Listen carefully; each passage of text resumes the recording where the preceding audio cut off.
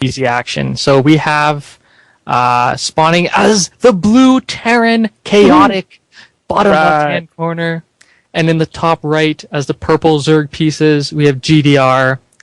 So I've been having a lot of struggles recently with how to play against Zerg as Terran. So hopefully Chaotic shows me the light. I gotta say, I was a real fan of the 5 racks Reaper like push into expansion build that was popular in the last patch, and I was really sorry to see Reapers nerfed so much. Like they were almost nerfed out of any possible usefulness other than like a single opening scout or two. But I was really bummed to see that because I thought that was a pretty fun game, and you saw a lot of high level Zerg were able to fight that off. But it was a tough opening, and it was just another annoying variety that Terran had. But I was sorry to see that go, and now it seems like everything's in favor of kind of mech bio-ball mix now. It's kind of like the predominant strategy that I'm seeing for all Zerg. Again with this build, it's a weird build, but it hasn't really failed him yet at all. I can't fault any of his early or late game for it, but like he goes for that really early 9 pool just to get the queen out as fast as he can. But it's not indicative of a rush. Yeah, you're absolutely correct. The Reaper nerf build time was enough that people would not really do the 5 racks Reaper anymore. And now with the additional requirement of needing a factory for nitro packs, we will. I'm sure in the future we will see Reapers in the late in game. Just maybe as like a, you get your opponent out of position, then you rush in with some Reapers, try to take out their base. But yeah, as you mentioned, that's no longer a viable option for Terran. And apparently, oh well. But yeah, so GdR has got a strange take on early game, but this time we're actually seeing him commit to his early harassment. You can see he got the queen as fast as he can, and bam, 6 lings right out the gate. So this is really a 9 pool rush, and if you see that barracks isn't even done yet. He could win the game right now if Chaotic doesn't respond accordingly. Yeah, because he's going to be in trouble. He'll have. Oh no, he's making a marine. Had he made a tech lab, he would have finished off the wall. But now he decided to make a marine first, and Zerglings get right on in. Wow. And let's see production here. If GdR is going to go for more lings or what, but he knows that he's in trouble here. It's not that bad because, like I said, you can always pull all your drones off the line or all your SCVs off the line and fight a little micro battle. You'll take some losses and it's not optimal, but it's way better than just letting them go to town on you. But that's the damage you're looking for, though. Even if you don't kill the SCVs, keeping them off the mineral lines and just focusing those wounded ones. That's going to do it for him.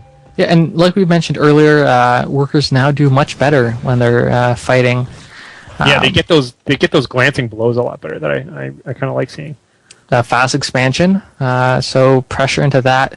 Obviously, Terran is going to be psychologically very timid. He's messed up once already. He obviously doesn't want to repeat that again, and he's getting a good scout off, which is excellent. He did see the expansion, so he'll have to react accordingly. I love that opening from GdR. That was the kind of creativity I was looking for the first couple of times I saw him do this build, which was that he did a 6 pool rush and then immediately let go. Like he just not a 6 pool, a 9 pool rush with 6 lings, and then immediately said, okay, that's all I wanted. Just wanted to piss you off a little bit with that, and then move on to the rest of my macro. And so now he's got his expansion going up. He's got a queen out. He's doing a good job expanding creep, and like he's going into like a normal mid game, making up for his early rush, which is cool because it just gives him an advantage, and then that's all he needed, just a small advantage. Yep, he took that quite convincingly. Although, Terran, or nope, actually, Zerg is still 5 harvesters ahead, surprisingly enough. We see a factory going down, we'll see a reactor. So we're going to see double Hellions, most likely.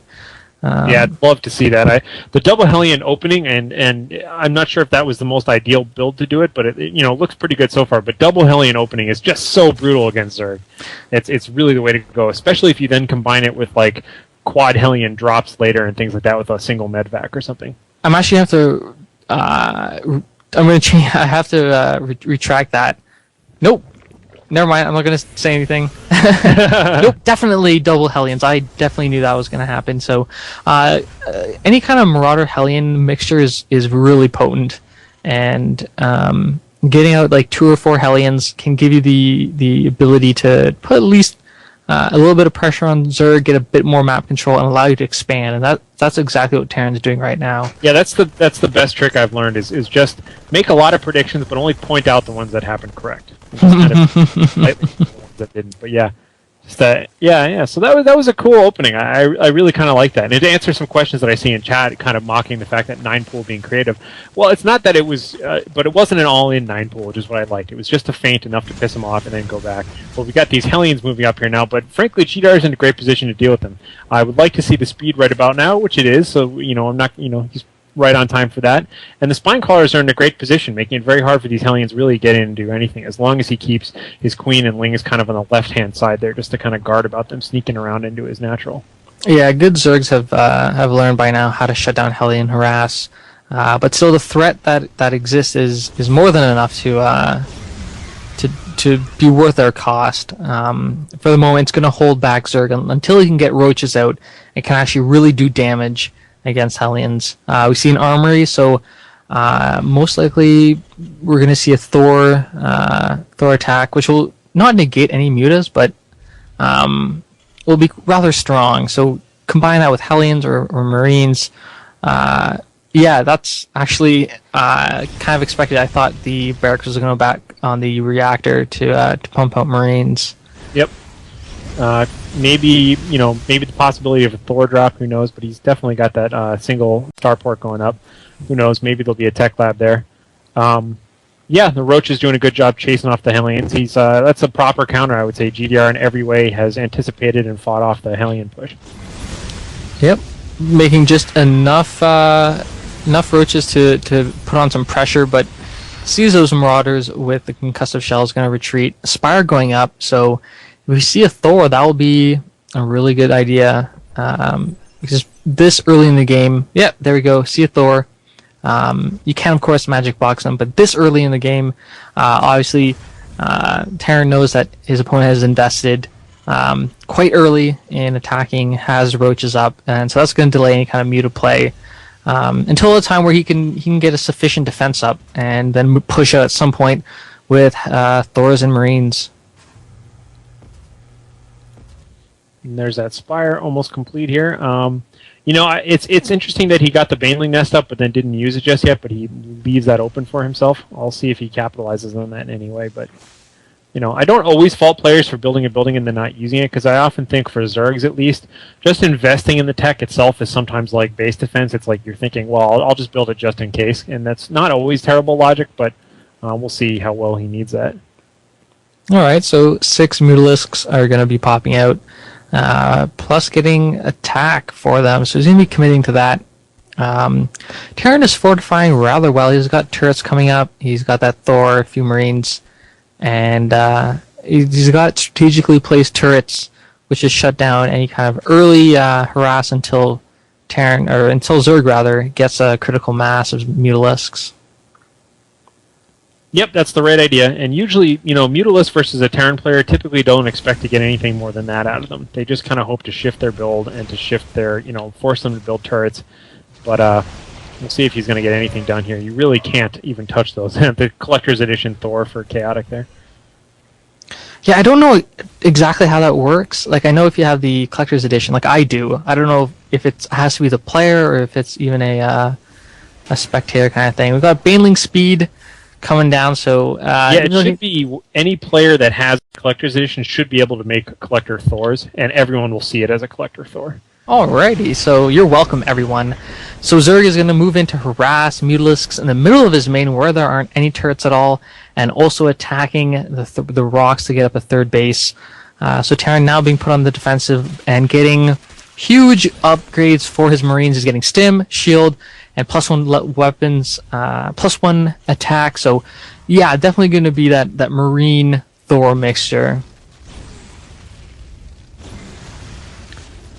Interesting. Yeah, I'm just always so supportively afraid for Zerg when I see them with a bunch of mutas, because mutas are great units, but everyone is conditioned to love mutas kind of early on in their development as a Zerg player, because early on when you're fighting bad players, you get mutas, your opponent's bad, and you kill them with mutas, and that's the end of the game. Yep. But in the meta game, everyone always expects mutas, and so you got to be a lot more clever with your mutas. You get them as a reason to force your enemy into an army that you can later on do well against. Like we see right here, he's got a Baneling Zergling army, which is really what he wants to use. So he wants to skew him. He wants to skew chaotic towards the kind of army that'll get killed by Banelings and Lings. But it's you're not actually looking to do a hell of a lot of damage with your mutas. Yeah, it's very takes down that SCV that was going to be making a command center. Terran showed his hand. He showed exactly what units he had, and Zerg is reacting accordingly. Although with good micro, you can kind of keep your Marines safe. Stim them, run them away into small groups. But you really also need tanks in that mixture to take out Banelings, because Marines and Thors on their own aren't really sufficient. So I do like how he got that Baneling nest early, didn't make any Banelings when he needed to. And does this tank have siege mode? No, it doesn't. We're going to see how well he can do here. Scanning ahead, he's going to see all this stuff. Will he continue or will he fall back? That's the question. I don't think the GdR has enough, but we'll see. Banelings, if they get the right angle, can be very surprising sometimes. But the trick is you want the Banelings on the units, but not on the Thors. And here it goes. Yeah, all the Banelings coming in. They're not exploding yet. All the infantry is moving on back, but there we go. Now catching everything. The mutas are doing their best to fight. The Lings they're doing their best to take down the Thors. Handful of Lings left. Thors are cleaning up on the mutas, but he just barely might be able to eke this out. It's hard to say, and the rush of Lings from behind is definitely going to take care of it. And now the mutas pay the bills. They've been able to take out all of the Thors, and they're unchallenged in the skies. Boy, that was a close one. I love seeing Zerg pull that out like that.